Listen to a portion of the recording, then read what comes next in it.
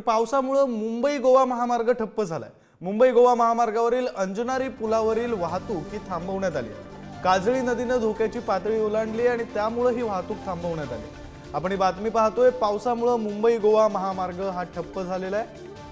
मुंबई गोवा महामार्गावरची वाहतूक ही थांबवण्यात आलेली आहे। आपण दृश्यांच्या माध्यमातून पाहू शकतो, बॅरिकेडिंग करण्यात आलेला आहे। अधिकारी पोलीस या ठिकाणी उपस्थित आहेत आणि ही वाहतूक थांबवण्यात आलेली आहे।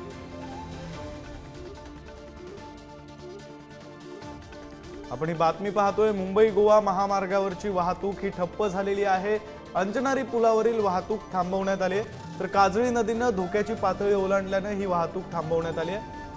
अंजनारी पुलावरील वाहतूक ही थांबवण्यात आली आणि त्यामुळे ही वाहतूक आता पूर्णपणे ठप्प झालेली आहे।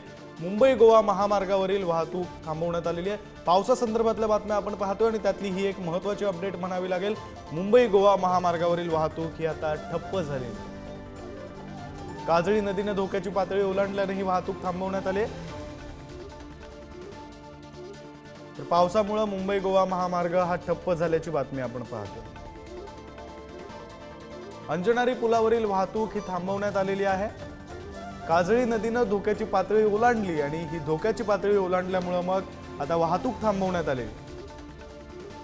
दृश्यांच्या माध्यमातून आपण पाहू शकतो, नदी पात्रातील पाणी हे आपण पाहू शकतो। तर सोबतच बॅरिकेडिंग जे करण्यात आलेलं आहे वाहतूक थांबवण्यासाठी, ते बॅरिकेडिंग आपण पाहू शकतो। बॅरिकेडिंगच्या आजूबाजूला संबंधित अधिकारी, पोलीस हे सुद्धा उभे आहेत। प्रतिनिधी राजन चव्हाण सध्या फोन लाईनवरून जोडले गेले आहेत, आपण त्यांच्याकडून अधिकची माहिती घेऊया। राजन, आपण पाहतोय की वाहतूक ही आता पूर्णपणे ठप्प झालेली आहे, वाहतूक थांबवण्यात आलेली आहे।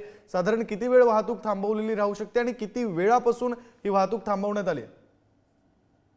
विक्रांत, आपण बघितलं कोकणामध्ये, त्यात करून रत्नागिरीमध्ये जर बघितलं तर सकाळपासूनच पावसाचा जोर वाढताना दिसतोय आणि त्यातच आता मुंबई गोवा महामार्ग नजीक असलेला जो अंजनारी ब्रिज आहे त्याच्या खालून जी काजळी नदी वाहते, त्या काजळी नदी आता इशारा पातळीच्या वर धावते। त्यामुळे त्या ब्रिजवरील जी वाहतूक आहे ती गेल्या 2 तासांपासून बंदच आहे।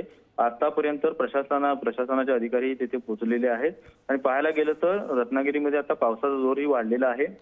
त्यामुळे जोपर्यंत इशारा पातळीच्या खाली ही नदी प्रवाहित होताना बंद होणार आहे, त्यानंतरच खबरदारीचा पूर्णपणे आढावा घेऊनच ही वाहतूक आता पूर्णत्वास येणार, पुन्हा एकदा चालू होणार आहे। विक्रांत, निश्चित राजन, धन्यवाद दिलेल्या या सगळ्या सविस्तर माहितीसाठी। 2 तासांपासून बंद असलेली ही वाहतूक नेमकी कधी सुरू होते हे पाहणं सुद्धा महत्त्वाचं असणार आहे। तुर्तास